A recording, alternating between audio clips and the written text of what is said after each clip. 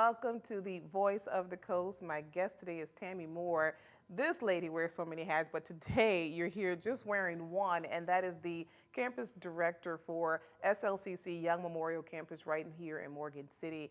And there is an upcoming program that we're going to be talking about, and that is practical nursing. Let me tell you, when I first saw the flyers, like, practical nursing, I know it as LPN. Is that licensed practical nursing? But there's a little discrepancy. Let's kind of talk about that. Okay, so practical nursing is the actual official program title for the college.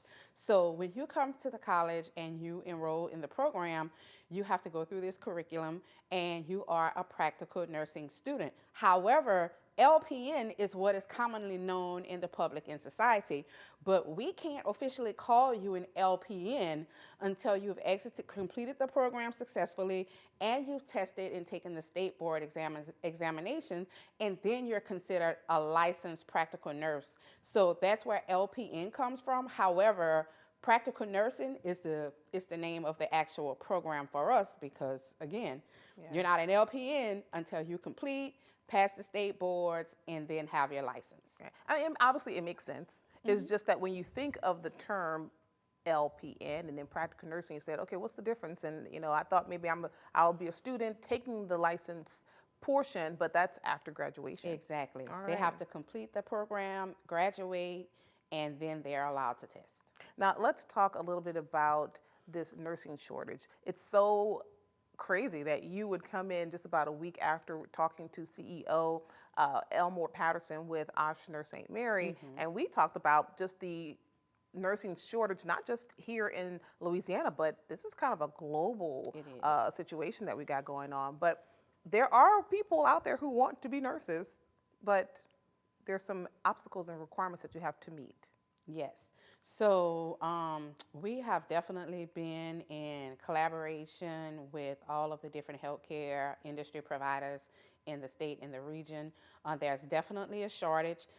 Actually, the reason we have started this program is because we're trying to meet a demand that business and industry have expressed to us that we need to fill.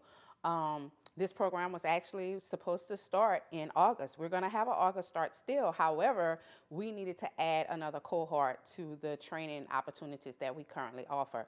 So we actually, in collaboration and in partnership with Ochsner and some other healthcare industry partners in the area, we decided to go ahead and move this program start date up to January.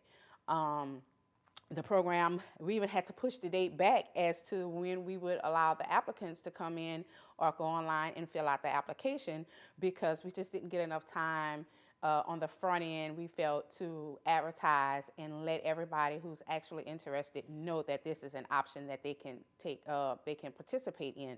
So the date that we had sent out initially was October the 14th, which would have been this Friday. However, we've pushed it back a week because we were getting calls, people, there are specific requirements that must be met.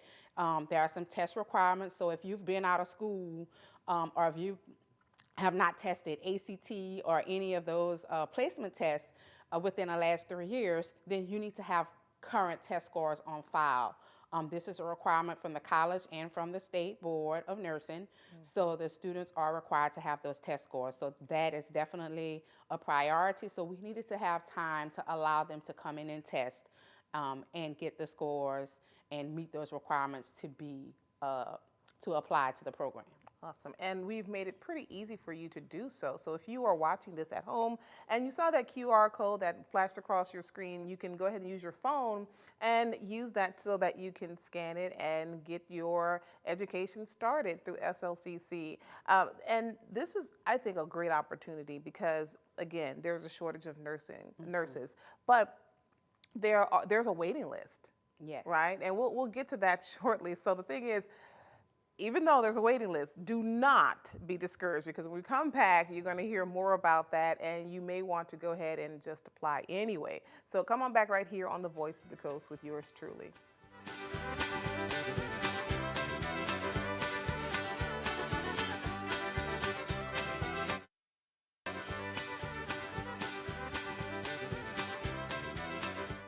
All right. right, welcome back to the Voice of the Coast. Again, I'm your host, Danica Long. With me, we have Tammie Moore, who is the campus director with SLCC, Young Memorial Campus, right here in Morgan City. And we're talking about the practical nursing program, which the start of that is going to be January 2023. However, get your applications in now because that date is October 21st. And today is October 12th. So look at the QR code right there on your screen and use your phone and go ahead and get the application started right away.